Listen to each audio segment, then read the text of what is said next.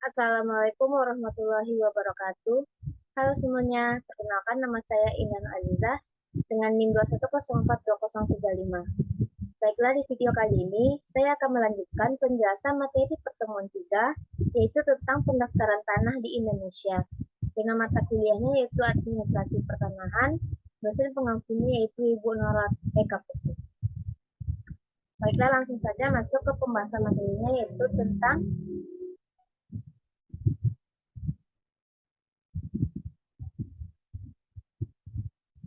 definisi pendaftaran tanah. Pendaftaran tanah adalah rangkaian kegiatan yang dilakukan oleh pemerintah secara terus-menerus, berkesinambungan dan teratur, meliputi pengumpulan, pengolahan, pembukuan, dan penyajian serta pemeliharaan data fisik dan data yuridis dalam bentuk peta dan daftar mengenai bidang-bidang tanah dan satuan-satuan rumah susun, termasuk pemberian sertifikat sebagai surat tanda bukti haknya bagi bidang-bidang tanah yang sudah ada haknya dan hak milik atas satuan rumah susun serta hak-hak tertentu yang membebaninya. Selanjutnya, tujuan pendaftaran tanah yaitu yang pertama tujuan utama. Tujuan utama memberikan kepastian hukum dan perlindungan hak atas tanah bagi masyarakat.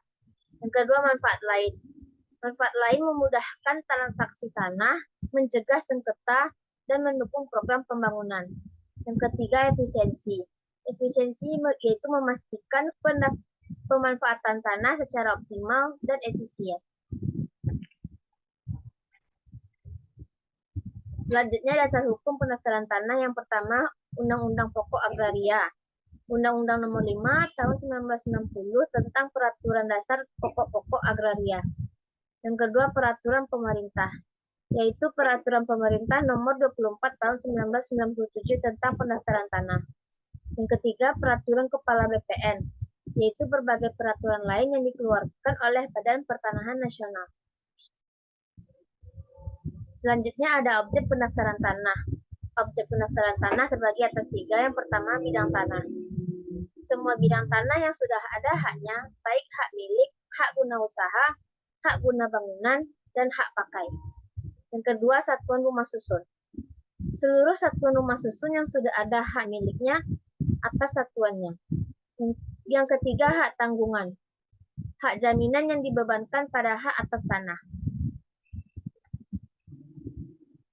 Selanjutnya, proses pendaftaran tanah. Proses pendaftaran tanah terbagi atas 3. Yang pertama, pengukuran.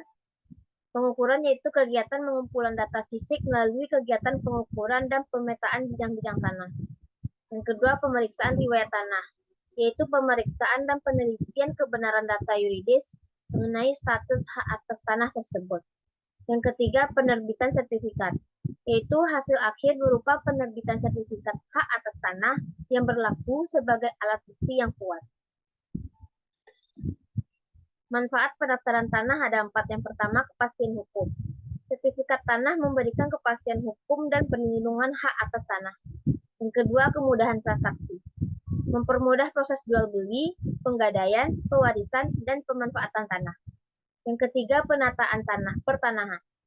Memungkinkan perencanaan dan pemanfaatan tanah secara optimal. Yang terakhir, program pembangunan. Mendukung program-program pembangunan infrastruktur dan ekonomi nasional. Kemudian, tantangan dan kendala pendaftaran tanah yang terbagi atas 3. Yang pertama, administrasi dan birokrasi. Masih banyak persoalan terkait efisiensi, transparansi, dan koordinasi antar instansi. Yang kedua, kesadaran masyarakat. Masih rendahnya pemahaman dan kesadaran masyarakat akan pentingnya kepemilikan sertifikat tanah. Ketiga, keterbatasan sumber daya. Keterbatasan anggaran, infrastruktur, dan sumber daya manusia untuk menyelesaikan seluruh bidang tanah di Indonesia. Sekian penjelasan materi pertemuan 3 mengenai pendaftaran tanah di Indonesia.